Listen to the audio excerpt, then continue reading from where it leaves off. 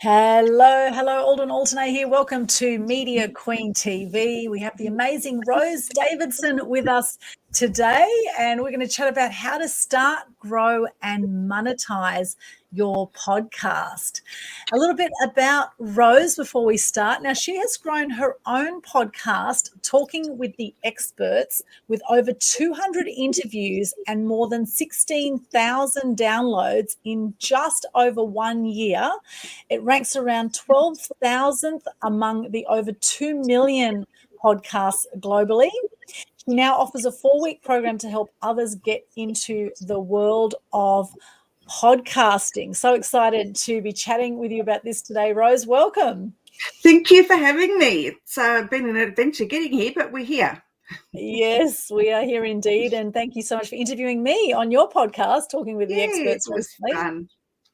So that was awesome. And of course, all podcast hosts have their own style, etc. So before we get into all the details around podcasting, which is hot topic right now, we're at a point now where globally there are 2.2 million podcasts now worldwide.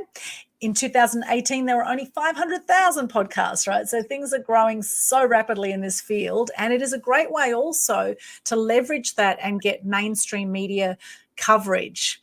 So can't wait to chat about that. However, I really want to know more about your story first, Rose, a little bit of your background of, how you first got into podcasting. What's your background before that? Well, my background is in admin, surprisingly enough. I spent over 35 years doing a high-level admin in different organisations and, government and non-government places. And I did a lot of temp work for a while, and I got sick of not having consistent work. So I started my own business. Originally, I was offering admin services to female entrepreneurs, but I didn't realise at the time that female entrepreneurs don't like to give up their admin work. They like to keep it to themselves because they think that that they're going to lose something. But anyway, that's I went out of that in about 2020 January. I got a business coach, and we were working on offering online services. So like online event services. I changed that to just offering online event services in the background because a lot of people were having to transition because of what happened in March last year to take their offline events onto online events.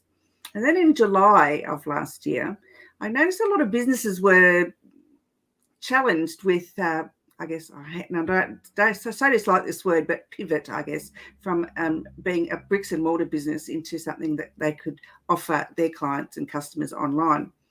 So I thought, well, why not just do a podcast? Seems to be the way to go. I'd been watching the other people do it. I thought, well, it can't be that hard.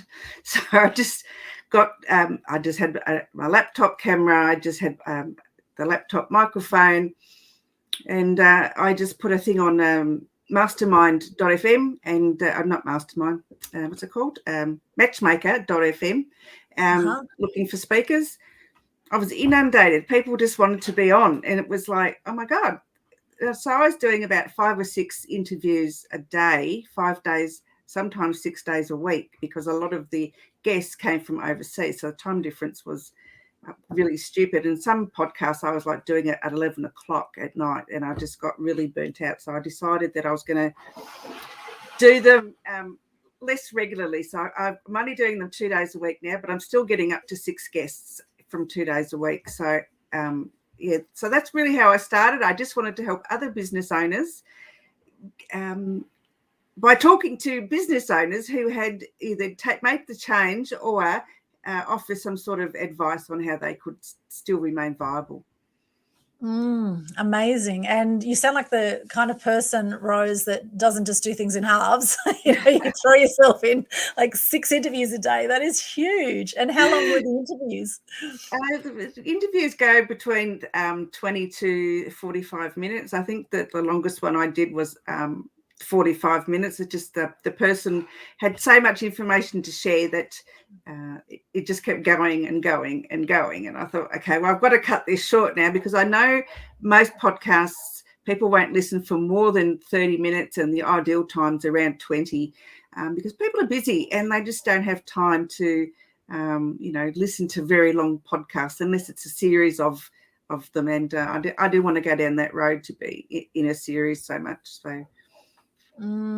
Yeah, interesting. Podcast length is very interesting. And what we're doing now is like a video cast, right? We're doing like a video interview or an online TV show style interview. And with this style of interview, of course, people can extract the audio, as long as it's good quality audio, extract the audio and put that into an audio podcast. And you can also get it transcribed, and you can create content that way as well. So it's very, very powerful for marketing. When you started your podcast, Talking with the Experts, did you think at that point how you would monetize that for yourself? I didn't at the time. I was into it about 7 or 8 months before someone said, are you making any money out of it? And I thought, can you make money out of podcasting? And I thought, it was a surprise to me. I didn't realise people could make money out of them. So I thought, okay, I might charge people to come on the podcast. But a lot of people sent me back quite rude replies. And so I thought, okay, well, so charging for a guest isn't the way to go. So I need to find another way. So I'm still looking at a way. I think what I need to do and what I am doing is two different things. I'm not actually promoting my business on the podcast. And so I've been advised that, yes, that is the way to go. You need to leverage your podcast to sell your services. And so that will be happening in the new year. Got it. And look, Rose, you haven't started that long ago, and you've already done 200 interviews, and you're already, more than 16,000 downloads, ranking 12,000 among 2 million podcasts. I mean, that's extraordinary what you've achieved in such a short amount of time. And this is the thing for those watching this right now, and thank you for joining us. Let us know in the comments, where are you joining us from? For those watching this right now, it's important to realize that this is a journey, and it takes time to keep implementing changes and things that you want to add, and I know there are people out there charging for interviews, and I charge for some of my interviews, and some I do exchanges, etc. But I think it's important for people to value what you're doing. Now, you interviewed me, and I'm now interviewing you, right? Some people I charge, some people I do it free. It really varies, and it depends what else you offer with that. Like, I have a following of 70,000 people on my social media, so with what I charge, I also include the marketing. We do a special banner image, and so there's actually some of my expenses going into that as well, in the creation, the setup, the marketing of that podcast or that online TV show. Whatever it is for you. So it's important, I guess, when you look at charging, you need to have a following, you need to be getting out to people, and it's about how you then package that up and what you're doing for people. Because the fact is, people are investing a lot of money in marketing all the time, right? A lot of people are wasting money in Facebook ads and things like that just aren't getting the cut through. So I don't see an issue with charging, as long as it's packaged up in a way where it's a great return on investment, and it's an exchange of energies. And we're seeing this a lot more now, where people are interviewing each other, as long as there's an alignment with their podcasts. And I think that's very important, to always look at what you can give with your podcasts as much as receiving. I think it's important to go both ways. And for those watching this, let us know in the comments, as I say, where you're from. And we've got Anita. Hello, Anita. Sonia's with us. She's a live streaming expert. She's saying, hi, ladies. I know she's based in Bali, I believe, at the moment. Is that right, Sonia? I think you're over Bali way. So for those joining us, if you have any questions for Rose, also pop them in the chat. So it's brilliant what you say, Rose, because we can constantly tweak and go, yeah, I could do this, I could do that. And the main thing is just be gentle with yourself in this journey, because podcasting's fairly new, right? Do you know when podcasting actually started, Rose? Do you know much of the history? No, it's been a while. It's been going a while, though, like a few years, because there's been podcasts around forever. The video, like vodcasting, has not been as popular. So that's what I do. I vodcast, which is video and audio. So I have a YouTube channel which I upload, after the interviews, and then I have my podcast channel on SoundCloud, so people can just go and listen. So I advertise both of those. Yeah, got it. Yeah, and what platform do you use for your interviews?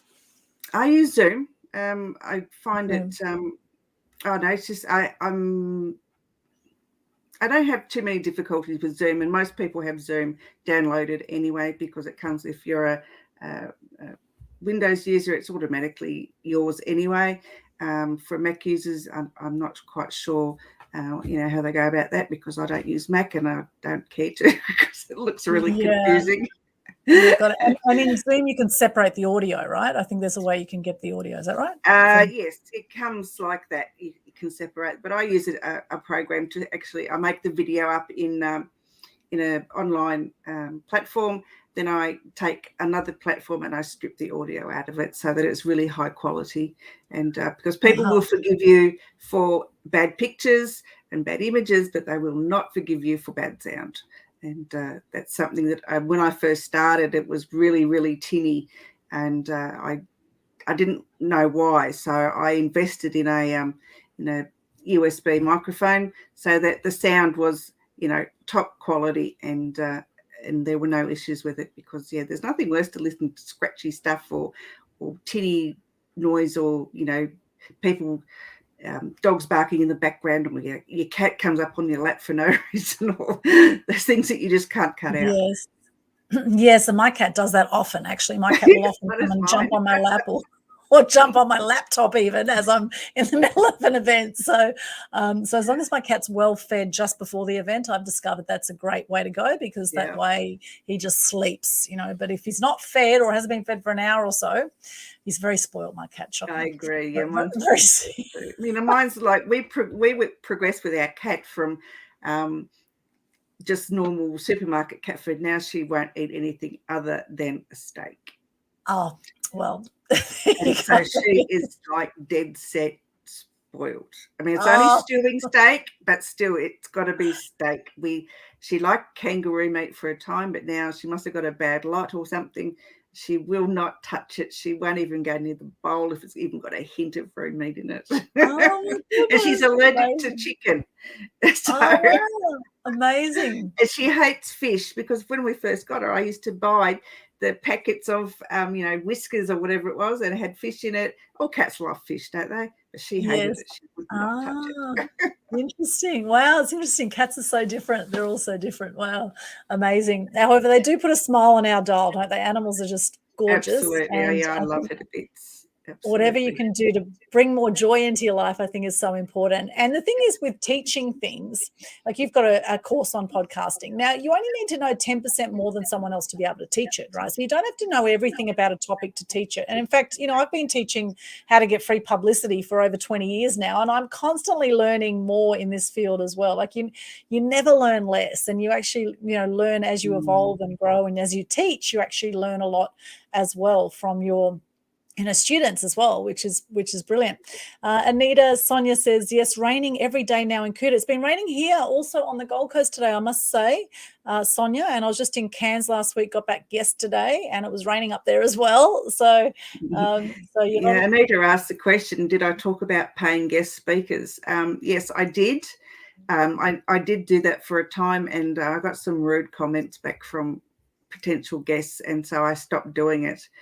I think because I know it takes me about 2 hours per episode to edit and upload everything to relevant podcast channels or to YouTube, and then send the email out to the guest with the links so they can share.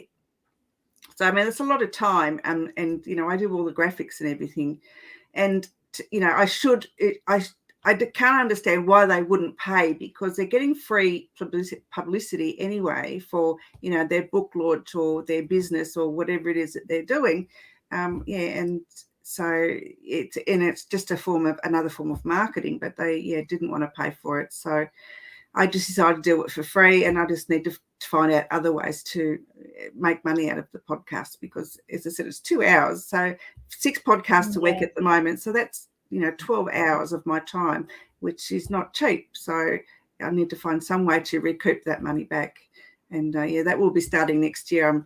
I'm actually in touch with someone that's quite well known in Australia and overseas, and he runs a podcast and podcast training. So I'm going to be picking his brain and joining all of his things. So.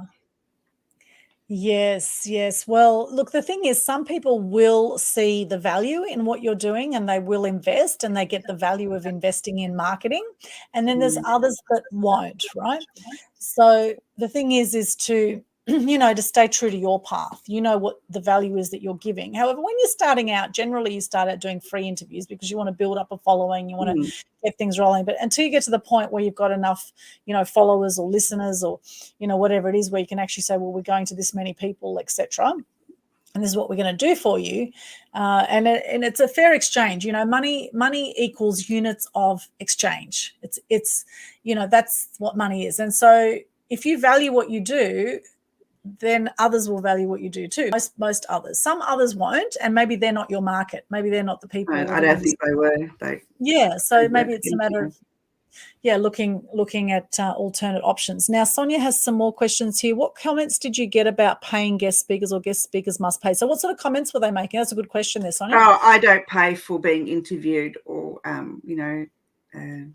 that was mainly the comments. But, the way it was put was like, oh, my God, you asked to be interviewed if you're not prepared to pay me. It was only $50, $50, which is not a lot of money, and they still couldn't find it. So I thought, well, bugger you, because I'd done my research on these people, and they were, very high earning establishments and businesses. And I thought, well, if you can't afford 50 American dollars, then, you're not worth my time, basically.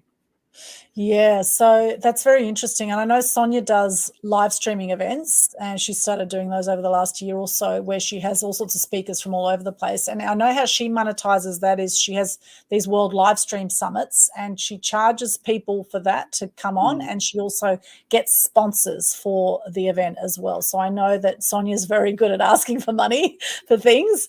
So it'd be interesting to see your experience with that, Sonia. Have you had much backlash with that yourself with your live stream events? I guess, there's those that do see the investment and there's those that don't. And maybe some people are just challenged financially at the moment and maybe they're just not in that space, so that I guess, I always like to be flexible. I like to be flexible and deal with each person on a case-by-case basis. Like if I'm doing an interview with someone, it's a charity cause such as, Land of the Free, for example. Now, this is an amazing cause that's run by a friend of mine, Lynn Santa. She's been doing it for 20 years. She's just won a heap of awards with the documentary. She's got Priscilla Presley in it. She's got a whole lot of people. And what that's about is to help end gaming, hunting of endangered animals, right? So elephants, tigers, lions, it's helping to end the game hunting of these endangered species. So that's something very close to my heart. So for something like that, I would interview her for free or interview anything involved with that for free because it's something that is a great cause, right? So I guess, you'd want to pick and choose a bit there and always look where you can give back, but also it's a matter of valuing what you do, right? It's a matter of really valuing it. And if you value what you do and if people pay, they pay more attention as well, as what I find. So I think it's important to charge. And I know a lot of people struggle with this in business, in life, in general. A lot of people are challenged asking for money or as a unit of exchange. So, it's something I guess everyone needs to feel in for themselves. I don't like asking for money. Even my clients who haven't paid me when they're supposed to, I really, really hate asking them. It's just, I think it's just something I grew up with and just something I've never gotten over. I totally relate, Rose, because I have people that owe me money from years ago. And, I've been doing a lot of work on myself, and a lot of people have issues around money in some way, right? They have we're taught money doesn't grow on trees, Yes. the root of all evil is money, or the love of money is the root of all evil. Like there's all these stories that we're told growing up, and all of us in some way want to be liked, right? We all want to be liked. And so when we're asking for money, there's the possibility of rejection sometimes that can happen. Yes. And however, what I've discovered more recently is that if we give so much all the time, give, and if people don't pay and respect that in some way, it could be financial reimbursement or it could be some kind of exchange of some sort. If they don't then give back or pay what's due, then they're actually dishonoring you and they're dishonoring themselves, because there's an integrity question here, right? There's if you give someone an invoice for something and the work's done, completed, and then they don't pay for it, then they're out of integrity with themselves, which is now lowering their self-esteem. And they're also not valuing the work that you've done. And now you have diminished your worth in some way by not actually getting that money. And at the same time, it's important to be committed, not attached, because we can't control whether people are going to do the right thing and actually pay you as they say they're going to pay you, when they say they're going to pay you. So nowadays, a lot of what I do is I get the money up front, right? I don't do the work until I get the money. And I find that the best way. That. Don't do anything until you get a deposit at least. So that's the way I'm going now. I guess I'm just too easygoing, I think, and that's where I find it. I've been told that I'm doing other businesses a disservice by doing work for free.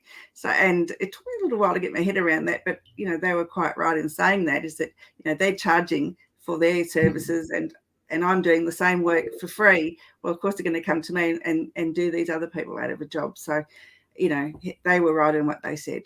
So now it's like 50% deposit, or I don't do the work. So yes. And it's an interesting thing, and I'm sure this conversation a lot of people can relate to right now. I'm sure people watching this right now, if you can relate, just pop a yes into the comments there if you can relate to what we're talking about here, because it's a very common thing. And the more you value yourself and the more you value what you do, the more you're happy to ask for the money. At the same time, sometimes if you interview someone who's got a big following already, then that could really work in your favor, because they're now promoting out to their people, which is now going to help you as well. So if you've got some kind of win-win scenario like that, then you may not ask that person to pay for that. Like if you're interviewing a celebrity, an online or offline celebrity in some way, obviously you're not going to ask them to pay, because you're going to get great exposure by interviewing someone who's well known, whether it be well known celebrity wise, in whether an actor or singer or presenter or something like that, or whether they've got a big following online. Those kind of people, you don't ask money from those people, because you're gaining in the following that they have. Absolutely. So I guess, it's an interesting situation, and you'd have to monitor that as a case-by-case basis. So Sonia's got some interesting comments here. We fund our events from sponsors and tickets. The speakers sponsors so they can support other speakers and audiences to get the platform to teach and learn. Okay, so, and I know Sonia's sponsorship rates, packages don't, I think they start about $50 as well. I think they're fairly low package rates. Most of the live streaming I know ask speakers to pay. I don't know many events that pay speakers. No, there's not many events that pay speakers. You're right, Sonia. Not many people will pay speakers to speak at events. However, again, it depends on the kind of event. Like I know a lot of corporate events, like some people are getting really well-paid jobs online speaking at corporate events, right, which have now had to go online, but they've got a budget to pay speakers. So it depends on the type of event. I think a lot of small business operators have not been paying speakers because they just don't have the budget for it. My audiences can watch for free but need VIP ticket for recordings and other bonuses. Yeah, that's a good way. I'm going to be doing a summit for International Women's Day that is using that very, very same things, where they can watch for free, but if they want to get a recording or any of the bonuses that we as speakers are offering, then they have to pay. And it's only minimal, like it's only 97. We're struggling between 47 and 97. We're not quite sure yet. Right. And US dollars you mentioned, which is interesting because you're in Tasmania, you're in Australia, and you're charging US dollars because it's a global platform. It is, yeah. So US dollars is highly accepted, and I know Sonia does US dollars as well with her events. Yeah, the most famous person I've interviewed is Cynthia Stone, who she's been in a couple of movies and some little series on TV. I interviewed her. I can't remember why though, but it was in the beginning of my journey. So yeah, she's the most famous person I've interviewed, and she was very interesting. And you think she'd be really snobby and whatever, but she was absolutely a delight. Honestly, she was just so beautiful. And but we had issues with internet at the time, so I don't know. I think it was more her end than mine. But I do find on occasion that, especially in England, if I have guests from there, the internet is not as good as other countries. It's quite strange. I would have thought it would have been people like India or from the subcontinents, but no, it's usually from England. So I just find that really weird. So that can really affect things if you're doing live streaming like we are doing here. I guess with Zoom you could always pause and come back to it, if you're not doing a live streaming event. So that's something to consider with your podcast too, or your vodcasts, whether you're going to do this style or just do the audio. So this has been fascinating so far. I'd love to chat about how to start, grow, and monetize your podcast. So we've given a few ideas there on monetizing. So what about people who don't have a podcast? Where do they start, Rose? Well, I guess you don't not need a lot of equipment to start. You can just start with your laptop, camera, and microphone. However, I do advise against that, only because the sound quality is not so great, and neither is the visual quality. You want the images to be, really crisp and clear, and you want the sound to be, high definition, perfect sound, as best as you can get it. And you can actually buy USB webcams. I use a Logitech 920. I'm really happy with that. Before I got my microphone, I was just using the built-in mic for that, and the sound was quite good. However, I couldn't regulate the sound on it, where with my Rode, I've got a Rode Mini that I use, but other people advocate for Yeti Blues, but I like my Rode, and you can moderate the sound on that because it has a volume switch on it. It also allows you to use earbuds or headphones. I don't. Mine's stuck in a jar. I just put mine on a jar like that. My headphones are inside the jar, and I've never had to use the earbuds at all. And I put it on the jar because to have it standing up, because I don't have a stand, because it actually sits on the desk and I couldn't get the quality of sound that I wanted. So I didn't need to, one of those arms or anything like that. So that would be my advice to start. So just use what you have. You can even use your phone because the quality of the videos and the audio on smartphones these days is like really, really good. So you can use that. The only suggestion I have for that is to make sure that your phone is in landscape rather than in portrait, because when you want to go and edit it, then you've got all these black lines down the side. So if you're using it in portrait, so I would advise that you have your phone in landscape. I guess, again, you need to decide what platform, what channels you want to be able to be broadcasting your podcast on. I use SoundCloud because they're quite inexpensive, so that's where my main feed is. I'm on other channels as well, so I'm on Anchor and I'm on Podbean. I had to apply to be on iHeartRadio, which I was accepted on. I had to apply to Google Podcasts on there as well now. There's a few others. I'm even on podcast channels I didn't even apply for. So, it's getting out there now, and that helps with the listenership when you can get on all these other channels. I use what's this one called? I use Audrey as well. You can get a lot of good collaborations with other podcasters on Audrey, and I also use Chartable. So you can get your stats off Chartable. It's about $20 a month to get the stats that you want. But this is how I find out where I'm ranking in the world. But you can use pod.co as well. You need to apply to them to be able to use their services, and you can get your stats from them as well. So I'm pretty much everywhere. I've got a couple of others that I need to apply for, but I'll leave those for another time because I'm on most of the main channels anyway. So, I really don't need to be on ones that aren't so well known. So the channels is a good thing you need to be mindful of. If you're going to be using Zoom, then make sure that you have a paid account. So not a paid Zoom account, but you get into TubeBuddy.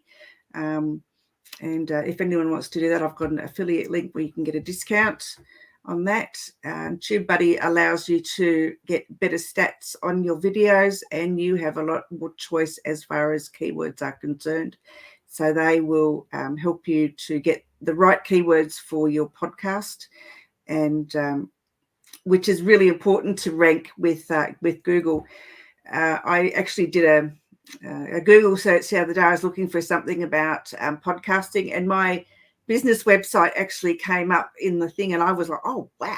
And it was to do with podcasting, because on my business website, I have two websites. One's for the podcast and one's for my business. So I was like, what? So I'm actually ranking in Google now, just for over a year, and just using certain keywords like podcasting and podcast guest and podcast interview, and it's all coming up. Even the word vodcast, because it's not a very well-known word, is starting to come up now. So yeah, that was the question. What's the difference between a podcast and a vodcast? And that's when my website came up, and I thought, wow, you ripper.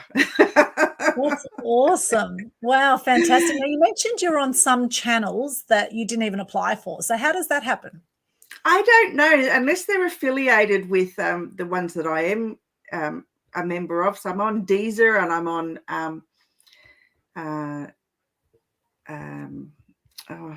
there's a couple of others. The names escape me, but yeah, and they've just appeared on there. And with one of the channels that I get the stats off, it tells you what channels you're actually being heard on.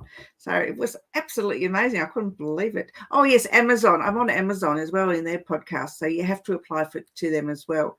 So yeah, I don't know, it's just amazing. And I got accepted like straight away. There's a teaching platform called Listenable, and they actually reached out to me to ask me would I record some audio trainings for their clientele. So I haven't done it yet, but now that I really have a topic like the podcasting, and I'm getting a lot of good information out of it, then I will be submitting my audios to there. And people pay to listen to the lessons. So yeah, I can make money out of my podcast that way. So yeah, amazing. It's just being persistent and stubborn like I am. I don't give up easily. I mean, my channel art's been changed about 5 times. I did it like myself, and then people commented, said it looks really cheap and nasty. So I went to Fiverr and got a podcast artwork done, and I used that for a time. But then I started to play with that because I didn't like it. And so then I had about 2 metamorphoses in that, and now I'm really happy. I had my logo redesigned, and I really love what they did. So I'm using that now, and I'm really happy with it. So I don't think I'll be changing it, but I have changed my intros, my video intros quite a lot. I think I'm up to about version 10 now. Got it. And that's great that you say that, because, a lot of people want to get it all perfect before they start, right? So don't let perfection get in the way of progress, as they say. Absolutely. No. And I'm a perfectionist, and I just hate it if there's something wrong. And I've just recalled now that I put 2 videos out last night that I was supposed to edit and take the bloopers out of it, and I didn't do it. So now I'm going to have to go in and take them out. But to me, they make the thing more authentic. I like my guests to feel really welcome. I like to have it's just like a coffee chat, and I've got feedback from guests to say how easy the process is that I have, how they don't have to do anything, they don't have to think about anything, and they don't have to have a list of questions that they need to answer. It's just a chat like we're doing today. And as you know, when we had ours, there were no set questions except for one at the end, is if you got any advice for anybody, and that's it. That's the only question that I ask that is a set question. Everything else is it just happens, and people like that sort of a thing because it's real. It's not contrived. And I've actually been on other people's podcasts where it's contrived, and I don't like it because it's contrived, and it's not natural. Yes, I agree. I love this conversational style. However, not everyone feels comfortable doing it this way. A lot of people feel very nervous getting on camera or even doing an audio interview. Some people say they have a face for radio. So the thing is, people want to do business with people. They want to know who you are. They want to see your face. It's important to love the way you look, because you can't really change it, can you? Unless you're Michael Jackson, or how Michael Jackson was, with a lot of money that went from black to white. He wasn't very good looking anyway after he did what he did. Well, yeah, he totally changed his face, didn't he? But love who you are, appreciate who you are as you are. Absolutely. And, be authentic. I think authenticity is the new currency. And in fact, I mentioned that a few years ago in LA, I was at a modern media conference at the Sheraton LAX in Los Angeles. And they actually asked that, what's the future of media? And I said, authenticity. Authenticity is the new currency, particularly with all the lies going on out there in the world right now, particularly. And mainstream media, there's a lot of lies we've been fed for years. And, do your own research on this, of course. But, I always say when something's being bombarded through the media, and as a journalist myself, then there's generally something fishy going on, right? And you want to know what it is, follow the money trail. Follow the money trail. So we're seeing some very interesting times right now. Now, you mentioned the technology, which is awesome because that is so important. I wanted to show you just this because I thought I was going to be doing a lot of travel before COVID hit, right? So I bought a laptop. I had actually had a MacBook Air. I had a MacBook Air for 5 years, and I bought an even lighter laptop at about $2,000 it cost me. It's actually an Acer one, and it's only 1 kilo as opposed to the MacBook Air was 1.4 kilos. And I bought this little portable mic. I thought I could use this for podcasting when I'm out and about, right? And so I just stick this onto. That just clips onto my laptop there. And it's brilliant, and you can just sort of pack it away and just put it away like that, and away you go. Then you've packed it up. Wow, that's amazing. You need to send me the link for that. And it just connects via USB. I just got this at JB Hi-Fi. It was about $80. I said to them, what's the best mic? And I know Rode mics are great, but I just said I wanted a portable one. I said I want a portable one that's light, because I know a lot of the Rode ones are often quite big. And this one's actually called a Samson Go Mic, if you can see that on the back. Okay, yep, I can, okay. Samson Go Mic. So you'll get it from JB Hi-Fi. You'll probably get it even cheaper online. I mean, $80 probably retail. You'll probably get it for about $20 online.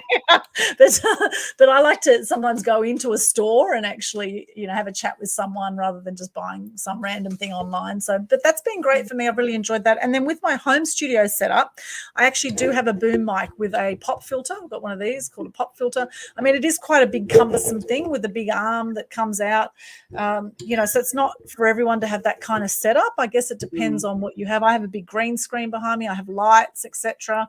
So I've gone the whole kit and caboodle. But then I have a media business, and it's a bit different, yeah. But I just have the light from my camera. I've just got an overhead light in the office here. I do have a ring that I use occasionally, when it's really dark, but I don't really see the need for it. I used to have a screen behind me, one of those green screen things that you buy for about $20 or whatever. But I just so I've got a white curtain behind me. I mean, it's just the same thing. And when I have my do my Zooms, I've got all these virtual backgrounds that I can use.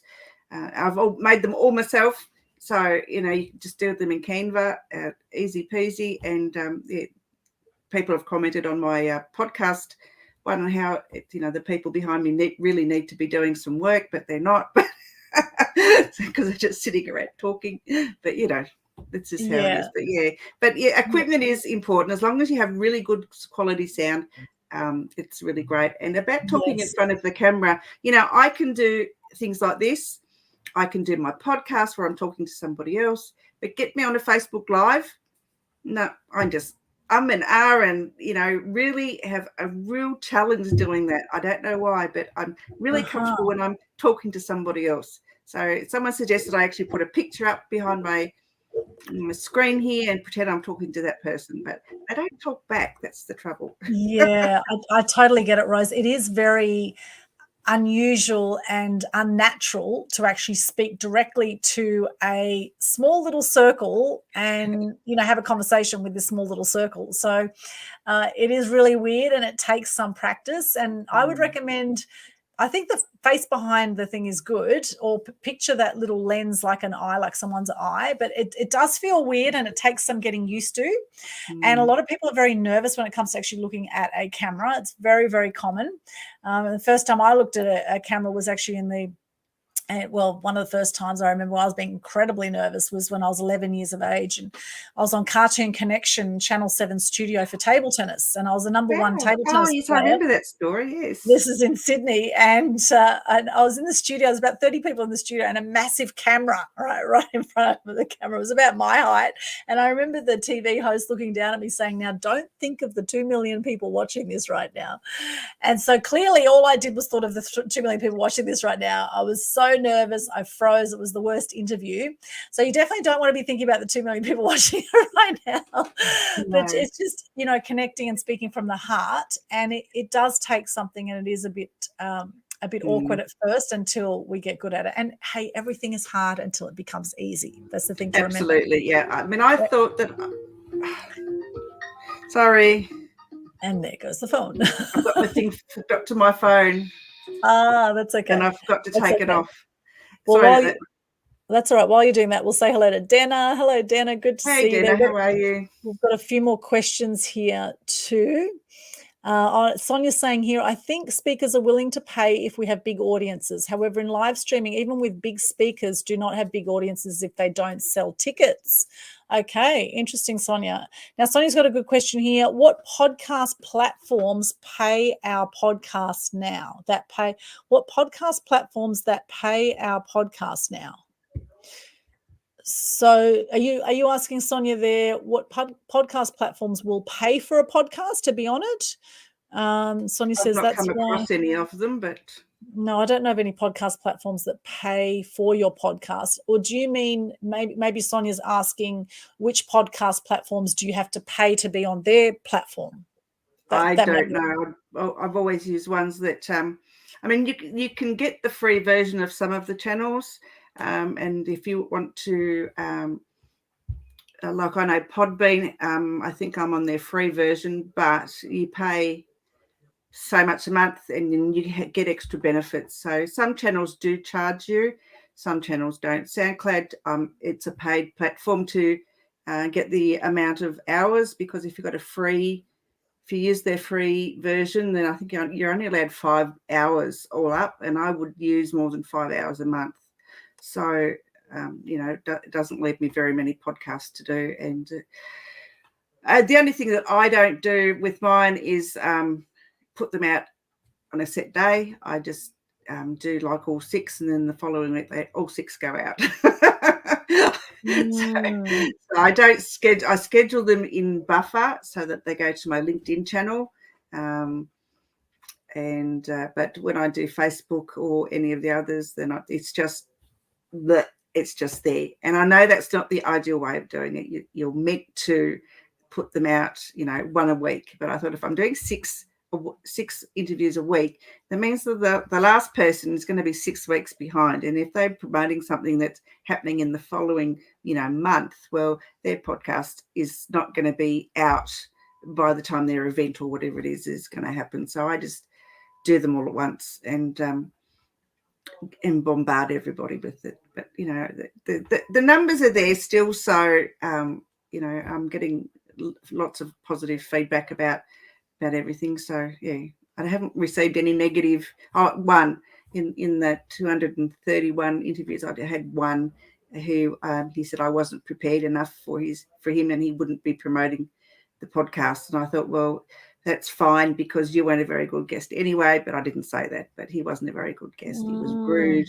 and impatient, and I don't know who the hell he thought he was, but he thought he obviously was somebody like quite large. And right, so obviously his ego was pretty massive. And the thing to remember here, and we will come across this with speakers, right? A lot of speakers, you can get people that are narcissists and even sociopaths and think they're fantastic, etc. And I think humility is a really good trait to have, being humble, because he's definitely not going to get invited back. And the thing to remember too is that hurt people hurt people. Hurt people hurt people. So if someone's being nasty to you, generally they are hurting. So what do we do with those people that are hurting? What do we do with them? Well, this is what we do with them. We send them love. We send them love because they obviously need it, right? So that man, obviously, he's obviously hurting. And that's the thing, is if you don't appreciate what you've been given, you're not going to get more to appreciate. I was polite. I wasn't rude to him or anything, but I just, it upset me because I thought, but it was in the early days too. So, there was a big learning curve to getting to where I am, where I'm so comfortable that people just feel like, I'm their best friend for life. So, but there is a learning curve, and I think you've got to be made for it. I don't know that it's necessarily something that, to me, it's natural.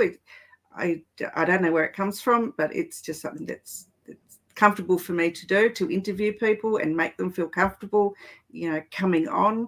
I've even got recently, I've got people lined up now till March next year already, and these are repeat people who I've not reached out to. They've just wanting to come back on again. So I'm getting repeat guests. This is amazing to me. It's like, wow. Brilliant. Well, I mean, you're very good at it. I felt very comfortable being interviewed by you. So I think you have quite a knack for it, actually, Rose.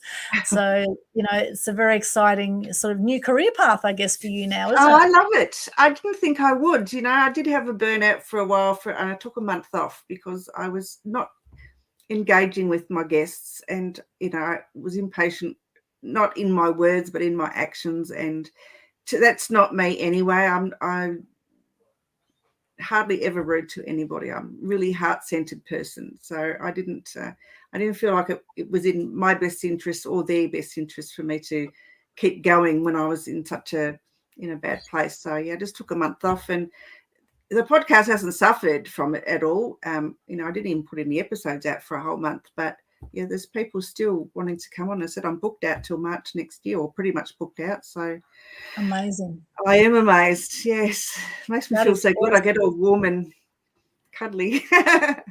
Yeah, warm, fuzzy feelings. Well, that's when you're on track, right? When things start to flow like that, and people want to come back and you get great compliments and things like that. Of course, not everyone's going to like what you do. You don't want to please everyone anyway. Not everyone's going to be your ideal client. And, some people just don't appreciate anything, no matter what you do for them anyway. So, and as far as growing a podcast, I know 16,000 downloads isn't a lot when some people get like 16,000 downloads, their very first episode, and kudos to them for doing that. But I'd rather grow mine very slowly and and get dedicated audience.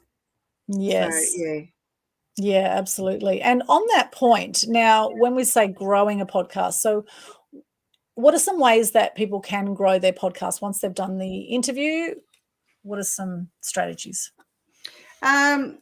I think it's being consistent. Even if you bombard the channel with episodes, that's fine, as long as you're doing it on a consistent basis, and have a market that is that people are interested in. So business is a big market, because people want to know how they can do better or what they can change, or and things like lifestyle is another big one. Different modalities like crystals. That sort of woo-woo stuff is really, really big at the moment. But business is quite up there, and sports. So you need to find your market, and then you need to find out who you're going to be marketing to. So you need to have a niche. And I have just thrown mud at the wall and hope that it sticks, and it has. And so I'm happy with it. But I've been lucky. Some people aren't so lucky, and they work 2 or 3 years on their podcast and don't get much engagement. But that's all I can suggest is how to grow it, is just to be consistent and just keep at it. Be nice to your guests.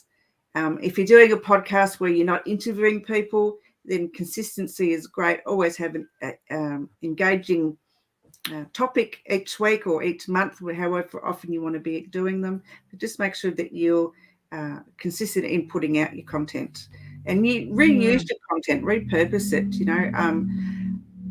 I was just putting out an intro and then the whole video interview and then an outro, but now I've broken it up into snips. So the first bit is like a 10-second intro. I think there's about a minute of a interview, like a snip of the interview that I've done, so to give people a taste about what the guest is going to be talking about. Then I do a proper intro where I ask for sponsors and subscribe to the channels and do whatever. Then there's the video, and then there's the outro, and so it adds a few minutes to the video, but not overly. But the little snippets, you can cut your podcast into at least 4 episodes if you wanted to, and repurpose that and make it into a vlog post or a blog post. It doesn't really matter. And another good tool to use is otter.ai. You can actually integrate that with Zoom. So as soon as your Zoom starts recording, and mine records automatically, I've set it that way so that because I always used to forget to press record, and I've done about 3 interviews where we've done the whole half an hour and realised it wasn't recorded, and it was just so embarrassing. So yeah, I just get to start automatically, and then, as I said, otter.ai integrates now with Zoom, so you get the transcript straight away, and it even asks questions, in the private chat. Have you got any questions that you want to ask or whatever? So I love it. So I just need to go to Otter now. It's already downloaded for me, waiting for me to put up on the computer. So it's just so simple, because it used to take me forever to get the audio file from the Zoom call, then upload that into Otter and take it half hour, 45 minutes to do its thing and transcribe it. Now it does it while you speak, so it's live transcription. I absolutely love it. Yeah, Otter is very, very cool. And you'd be on the paid plan, I'd imagine. Yeah, you have. I think to get that, you need to be on the paid plan. But again, it's not that expensive. It's $14 or $15 a month. So it's worthwhile having all these paid platforms, because you get a lot of you get a lot of use out of them, and they pay for themselves eventually. So. Yes, absolutely. And it does. Otter is amazing, integrated with Zoom. I wonder if it would work with something like StreamYard. Do you know? I'm not sure. I haven't tried it, but because I don't use StreamYard as a rule, although it's got better features than Zoom in some ways, but I still prefer Zoom. I think it's just what I'm used to. Yeah, got it. And I use Be Live.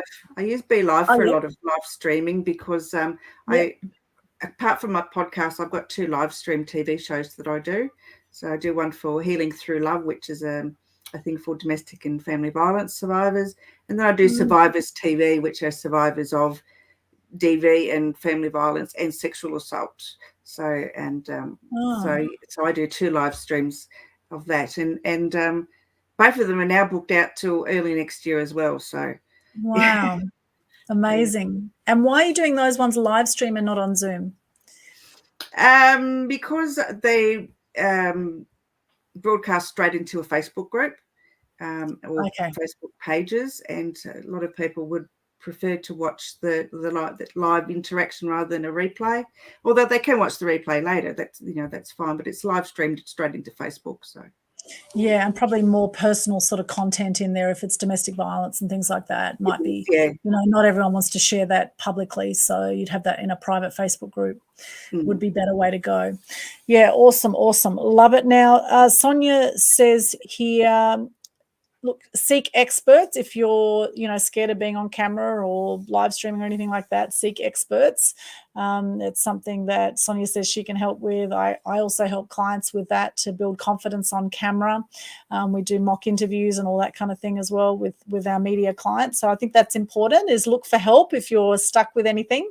Always seek experts who are better than you in some way at doing that, or more experience, so that you can learn faster if you want to fast track your success. Another great thing I'd like to suggest is doing the Global Good News Challenge. This is a Facebook Live challenge that happens every month. It's free. You just get on Facebook and share your name what you do, 3 things you're grateful for, and a piece of good news.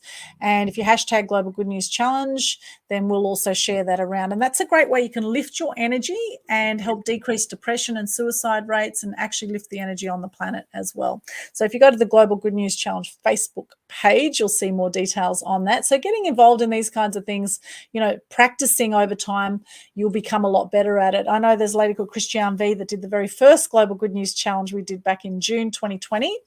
And she did a 21-day challenge back then. We had different time challenges last year that varied each month. Now it starts on the first Monday of the month and goes for however many days the actual month it is. So 12th month, be a 12-day challenge. But she did 21 days back then. She was very nervous initially. And by the time she finished the 21-day challenge, she felt so confident. She felt amazing on camera. So this is the thing is just get that everything is hard until it becomes easy, right? And Sonia also says here, what she's trying to get at with that question, just like YouTube, we can monetize our videos. So which platforms can we use where we can monetize our videos? Good question there, Sonia. YouTube's the only one that I know of, and no, I don't know if you can do it on Vimeo or not. Again, you probably would have to have the paid version of Vimeo to be able to do that. But talking about being confident in front of camera, I actually have a free ebook, and it's got 10 checklists that if they go to my website, they can download that under the freebies tab. So. Oh, wonderful. Okay, excellent. And your other free ebook, Simple Tips Talk on Camera, here it is. Okay, we'll pop that in the chat there, in the comments. Wonderful. Thank you so much for that. That's a wonderful freebie there. Yeah, there's 10. It's just a small ebook, and it just gives you hints and tips on how to be more confident when you're speaking to the camera. And there's a 10-step checklist at the end. Nice. And I'll put my link in here too. So for anyone who wants to connect on any of our events, we just had a mass media tribe event on today, which was called Turning Social Media into Money. We had Chantel Girardi speaking at that one, and people can see the replay of that in the Mass Media Tribe Facebook group. So all my links there are also there in the chat. So I've put that for the free ebook there. Chantel's amazing. Yeah, she's awesome. So rose-davidson.com. If you look in there, free resources, you'll get her link there. Also, your private Facebook group. Would you like to tell us a bit more about that, please, Rose? Yeah, it's called How to Start, Grow, and Monetize Your Podcast. I think Aldwyn's put the link into that one. It's a place where you can learn to do all of those things, and it's a private group, so whatever you say in there or do in there is kept private, and that will obviously lead to working with me in either getting your podcast up and going and doing it yourself, or getting me to do it for you, so actually producing your podcast for you. So I do all the behind stuff for you, your marketing and whatever it is that you need. Awesome. Fantastic. I'm definitely going to check that out. The Facebook group, get the free ebook there. That is awesome. Now, I know on that question of monetizing the podcast there, I know some people have like a membership subscription situation where they'll put the show up on their website, and they might charge, say, $20 a month for people to view that. However, I think with the amount of free content out there now, I think it'd have to be pretty special for people to pay a membership to listen to your podcast. I think that's a harder way to go. I think you're limiting the number of people you're going to go out to doing it that way. Yeah, I agree. Until you build a certain amount of followers. Like you've got people like Alex Jones in the US, he does InfoWars and Prison Planet, and he's got like 2 million followers, and he makes a lot of money from sponsorship and other ways. So I think the big thing is initially is to really build the following and build the community, build the credibility. Just keep, as you say, be consistent, Rose. Just keep putting it out there. Have a good topic to start with. I think that's really important, as you mentioned. However, really with any niche, there's going to be a market for it because there's always going to be someone interested in that niche. But business is something that's right across the board. The woo-woo stuff, the spiritual world, a lot of people are interested in that now, particularly with the way the world's going, and the different dimensions that we're living in right now. I think, there's a lot to be said for that, the whole quantum field. I know I've been entering into that vortex a lot more lately, going beyond this world, because there is just so much out there that we can feel but we can't see, right? So Absolutely. tapping into those other dimensions is really powerful. So any other tips on that, how to start, grow, and monetize a podcast that we haven't mentioned, Rose? You've got to be comfortable in front of the camera, obviously. You can't be, and you have to be real. You have to be authentic. I've got people following my podcasts now that are quite famous people, like well known in the podcasting world. And so, that's to me is like totally amazing. I didn't think that I would get to where I am at all. So, you don't know unless you try. And the only thing I can, as I said, just be consistent, be polite to your guests, have a great topic, have a great niche, make sure that your sound is, top of the line. And, if do what Aldwyn said, if you want to do and go to other people's places, make sure you have the equipment that you can travel with. So I'll be looking at that soon, because now we can almost get out of the state and not have to quarantine anywhere else. So I might be looking at that sometime in the future. So but the world's your oyster, and you don't know what you don't know. If you don't know it, Mr. Google is a really good friend, and so is YouTube. You can learn anything from them. So don't be frightened to try. Don't be frightened to ask questions of people that are already doing it. They would be more than happy to share some little hints and tips with you. I mean, not give you the whole box and dice, of course, because then it would do them out of a job. But they will share something with you to get you started. We're a friendly bunch, basically. So Yes, absolutely. Wonderful. And you have a course you mentioned. Have you started that yet, or is that coming up? I'm going to be doing it next year. I haven't had enough interest in it yet to be able to do it, and I'm a little bit busy trying to get other people's online courses up and going. So they pay me to help them to put their courses online. So I'm a bit doing that between podcast interviews. So Got it. Yeah, I can imagine you being fairly flat out. And do you actually edit the videos yourself too, Rose? I do everything at the moment. I haven't outsourced anything. So, it's not to me. They're professional. I've got a blowy hanging around me. Right. It's not like what you'd go to a production studio, but to me, it's professional quality.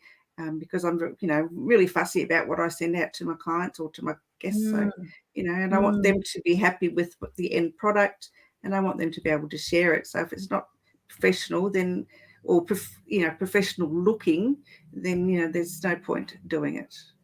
Yes, amazing. Well, I'd say eventually, if you wanted to grow it, you probably need more support, I'd say, with the amount you're doing. Yeah, I'm looking at that for next year. So, getting some more support. I'm at a real growth point in my business too, looking to take on an extra person in our team shortly. So so things are growing and evolving all the time. Amazing, Rose. Congratulations on all the phenomenal work you are doing in this field. So exciting and excited for you. And what about the future now, Rose? What does the future hold for you? What are some of your goals? My goals are to write a book about all the business knowledge that I have. I've actually got a few ebooks that I've written, but I want to consolidate them into a series of books. And I grow the podcast, obviously. My goal by the time I leave this world is to be in the top 10 podcasts in Australia. So, nice. But even if I make it to the top 100, I don't care. Yes. And I guess I want to take my show on the road. So what I want to be doing is sharing my journey through childhood sexual abuse to schools and other audiences to bring more awareness to this insidious, horrible thing that hangs around and make people aware and just let that others know that they're not alone if they've had to journey through that. because there are others like them that have been abused and have come out the other side and, live quite healthy lives. So, yeah. Yeah, beautiful. And there's always a light at the end of the tunnel, my friends. So, you're not alone out there. Seek support if you want to know something. Reach out to Rose if you'd like to know more about podcasting. Come and join me if you'd like to find out more about how to get free publicity and also social media marketing. I've got a brand new masterclass I've just launched. I've got an event coming up on Saturday morning, 9 till 12 noon. That's Queensland time. And next Monday, I'm doing a free publicity secrets masterclass. So all my links are in the chat, and the best place for people to go to connect with you. This is my links here, linktree/Aldwyn. And for you, Rose, is the website and the Facebook group. They're the main places. Yeah, they can catch me at hello at rose-davidson.com. Okay. That's my hello. email. They can reach out to me there, and all right, beautiful. Yeah, and they can put their questions or whatever it is that they have there. Awesome. Okay, so you can email Rose direct. I'll just pop that into the chat as well. There it is there. hello at rose-davidson.com. And I must say, I love the Botanic Gardens there in Hobart, Rose. When I was doing a lot of traveling before this COVID craziness, I was traveling about 3-4 months of the year, and I love going down to Hobart, and the Salamanca markets are amazing as well. Such beautiful places down there. Absolutely, For anyone who knows the amazing Joanna Martin, who was she was one of the lead sales trainers with Chris Howard, who's big in NLP from the US, and she got married in Hobart, and I actually did photos at her wedding in Hobart many years ago now, probably going back about 10 years, and she's now had children, and she's now very happily married, I think, living in the UK now, Joanna Martin. Anyway, I did photos back in the day. I had a photography business before it evolved into a media business. And Hobart's an amazing place. I think it's probably one of the prettiest capital cities in Australia. It's absolutely gorgeous, and the air is the cleanest in the world, apparently. Yes, absolutely beautiful. Any final words, Rose, before we wrap up today? Just go out there and follow your heart. If your heart says to do something, then go and do it. Be kind to others, and give your best, and always be true to yourself. Yes, and give lots of love and hugs. Yes, thank you, Rose. Absolutely beautiful. It's been such a pleasure having you here today. Sending you lots of love here from the Gold Coast. I've enjoyed it. Thank you. Gold Coast to Tasmania. And thank you so much for joining us today. Pop your ahas in the comments here below, wherever you're watching this. Let us know what you got out of this interview, or if you have any questions for either of us, pop that in the chat as well. Thank you once again. Please connect with us on those links that we have mentioned there, or PM either of us as well. You'll find us, private message us in Facebook or social media. You'll find us as well. Wishing you every success. Someone did a Google search on me and said, I'm everywhere. And I thought, oh my God. Perfect. You're doing the right thing there, Rose, in that case. Thanks again, Aldwyn. It's been a pleasure. Oh, thank you, Rose. It's been absolute pleasure on this side as well. And you're out there for the right reasons, I must say, Rose. I say to people, you don't have to smuggle drugs from Bali to end up all over the media, right? You can actually do it in honest ways. Yes. And Rose is perfect proof of that. So well done, Rose. Congratulations. Can't wait to see how things evolve and grow for you into 2022. Thanks once again. And remember, as Gandhi says, be the change you wish to see in the world. And as I say, shine bright and light up all those around you. Blessings to you. Mwah, lots of love, and we'll see you again soon. And subscribe to Media Queen TV if you haven't already on YouTube. Check it out. Check the Linktree link out, and check out rose-davidson.com. Bye for now. Thank you. Bye.